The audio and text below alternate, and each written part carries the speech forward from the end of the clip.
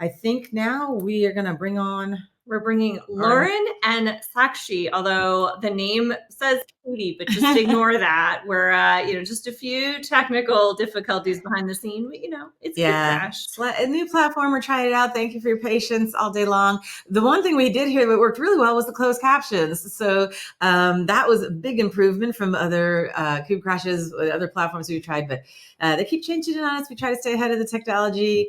At some point this will all be AI and we'll just be like bots talking to you. But for now, you have the real thing. I can pinch her. She'll say, ouch, it hurts. Anyway, Sakshi and Lauren, thank you for joining us. And over to you. Thank you so much. Thank you both. Hey, everybody. We're really excited to be with you here today. I'm Lauren Rother. I'm the Senior Director of Product here at Hydrolix. I was formerly at Terraform, Akita, and you might remember me from StackGen. Hi, I'm Sakshi. I am head of engineering at Hydrolix. Prior to this, I was at Splunk, Adobe, SignalFX. So we've been in the observability space for a few years now. I'm here now. Yeah. So Sakshi is moments away from telling you all about what we learned as we've automated our Kubernetes and cloud provisioning. But first, I'm going to give you a little context on what that really means. So Hydrolix is a data logging platform that provides data services to your cloud, observability, or analytics tools. We're really built to scale along fire hoses of similar type of a time-based event data with similar structures. So folks who struggle with extracting, transforming, loading truly unreal quantities of data, that's where we excel. Especially when that data is or could be useful in the future, but is kind of horrible to store right now and then retrieve.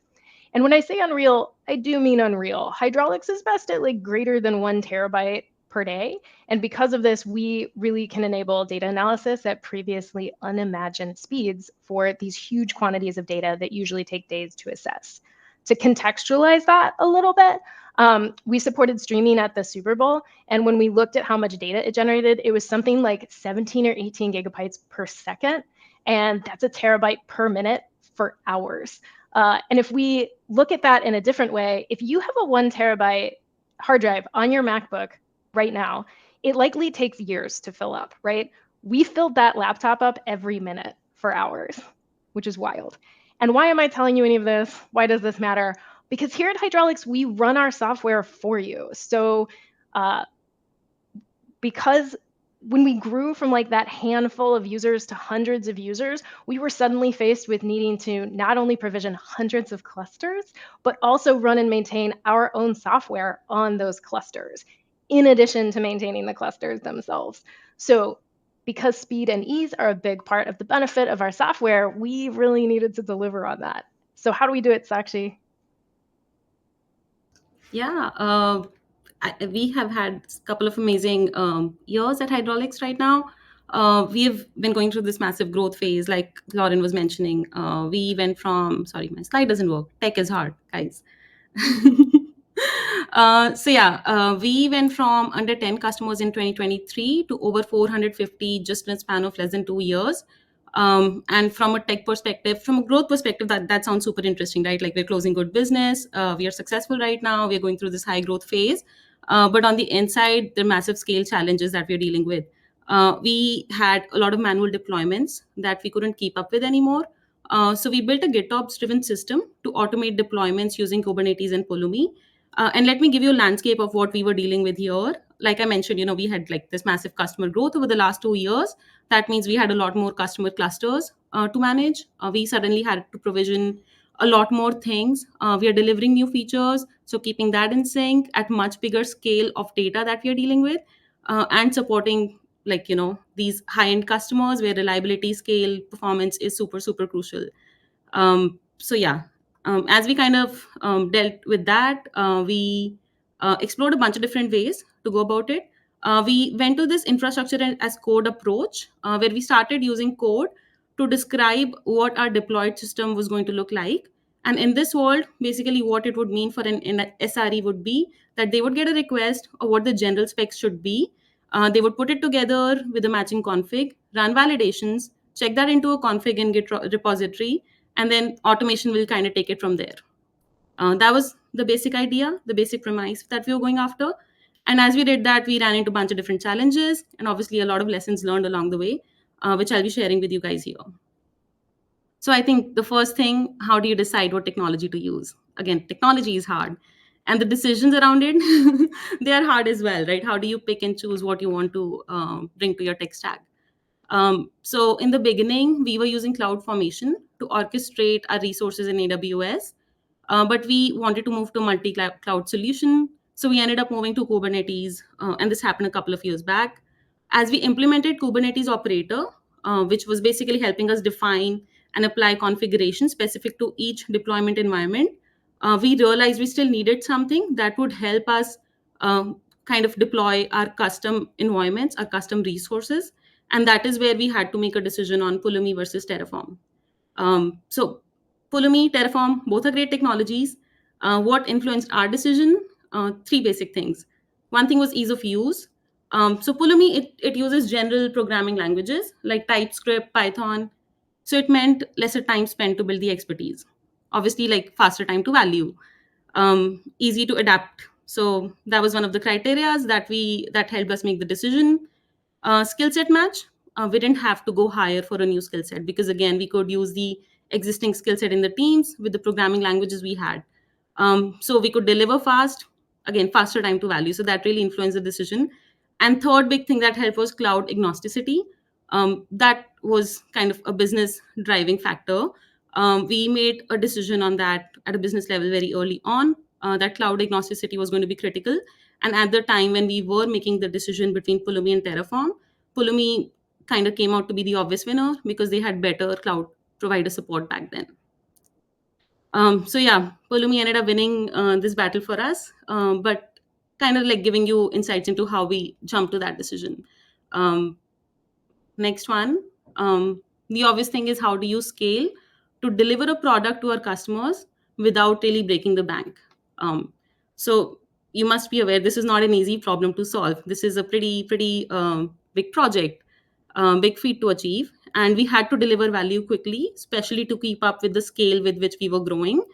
And also, like what made this problem even amplified was it had multiple touch points spread throughout the organization. So this is not just a problem for engineering or within engineering. We have to actively work with the SRE teams, and we have to kind of ensure that there is a feedback loop in the process as well. So what we are dealing with was, again, with like growing pains. There are 10 P0s that we are dealing with at any point of time. So we had to be very brutal with our prioritization. We had to have a strong planning Tetris. And what influenced our decision-making metrics was, again, what the trade-offs would be. And the interesting part was the trade-offs are not the trade-offs that we're dealing with right now, but they're the trade-offs in the future. So if we are not going to invest in this initiative now, what it would mean for us is this would impact our costs in future, not just operational costs, but burnout costs as well. We can't, keep hiring an SRE for every 5 to 10 customers we close. That's just not scalable, and that brings in so many more challenges with it. So obviously, like that is the trade-off that we had, that we are saving ourselves a problem in the future, and we want to continue to grow with the pace with which we are growing right now. So that kind of made the decision much easier for us to invest in this initiative right now. We decided to spin up a dedicated team, a team that would just be focused on getting this delivered and would have this as their top P0. That focused approach definitely helped a lot. We also decided to break down the whole project into multiple smaller milestones. We identified an MVP, so we could deliver value quickly, start enabling our SRE teams, and then kind of, keep working on it as we hit more milestones. So yeah, tip 2 there is build a team that can deliver value quickly, and that really helped us in this journey. Third thing is change management. How do you orchestrate automation across the organization? Change is hard, and we are kind of, flying the plane while building it, while repairing it, and adding more features to it. That's kind of what the journey has been for us. And obviously, the dedicated team helped. But like I mentioned, there are a lot of touch points in the process, and you have to continuously educate and enable people who are going to be running these automations. So I think that has been a huge learning lesson for us, that how do you distribute the knowledge? Now that you've built this technology, you have to go enable people, And you have to, like, our customers at the end is the SRE team. So you have to have a tight loop of requirements gathering. What is it that would actually help them? How do you go solve those problems? And then once you solve them, constantly enable them. And that also meant at times hand holding them through rollouts and educating them in a manner so they could be fully fully independent in the future, but that needed a lot more collaboration to get us to that future. So good training processes, good education processes, they became very important. And as they say, look backward to move forward. So you have to learn from your past lessons, past experiences. So constantly, like, doing retrospectives, what's working, what's not working. So you're married to the reality, you know what's going on, what's closer to the ground, and kind of using that feedback to iterate and to pivot if the need be. That also became super important. And automation is important, but you also need to automate processes. So I think that also helps you, because it helps you reduce the decision making overhead every step of the way, because you've made these decisions, you've automated it, you've made set of processes, and that really help you a lot in delivering value quickly and building a product that is reliable and scalable. So yeah, the tip 3 is automate change management as much as you can. So yeah, with that, any questions? I think we have one about managed or self-managed. So we would happily have you answer the questions in the chat. Thank you so much.